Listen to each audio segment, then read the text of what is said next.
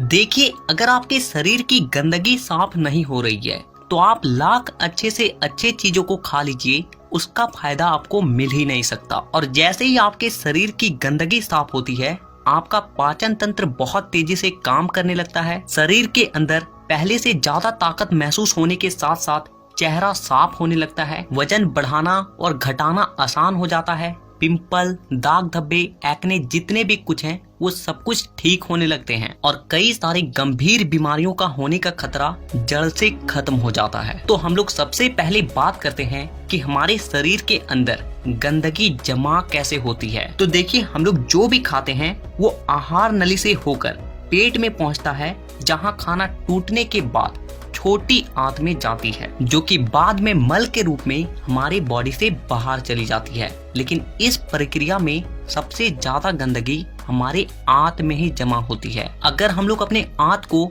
Zoom कर देखें तो वो कुछ इस तरह का दिखाई देता है, जिसमें उंगली की तरह दिखने वाली छोटी छोटी उभार होती है, जो कि एक फिल्टर की तरह काम करती है, क्योंकि इन उभार के अंदर नसें होती है जो कि हमारे शरीर के अलग अलग हिस्सों से जुड़ी होती है और इसी नस के जरिए खाने में मौजूद पोषक तत्वों को खींचकर खून में और हमारे शरीर के अलग अलग हिस्सों तक पहुंचाया जाता है। लेकिन जब हम लोग जाने अनजाने में गलत तरीके के खाने का इस्तेमाल करते हैं तो वो हमारे आंतों में चिपकने लगती है और धीरे धीरे दीवार पर एक मोटी परत बनाकर जमा हो जाती है, जिससे कि जब हमारी आंतें खाने में मौजूद पोषक तत्वों को खींचती है तो उसके साथ साथ गंदगी भी हमारे खून में मिल जाती है और फिर शरीर के अलग अलग हिस्सों में जाकर ये गंदगी जमा हो जाती है। जब ये गंदगी खून के जरिए हमारे लीवर तक पहुंचती है तो फैटी लीवर और जॉन्डिस जैसी बीमारियां होती है। जब ये किडनी में जमा होती है तो किडनी स्टोन और फेफड़े में जमा होने से अस्थमा, और जब खून के जरिए दिल तक पहुंचती है तो कोलेस्ट्रोल और हमारी नसों में ब्लॉकेज पैदा होती है। और जब ये गंदगी हमारी स्किन में पहुंचती है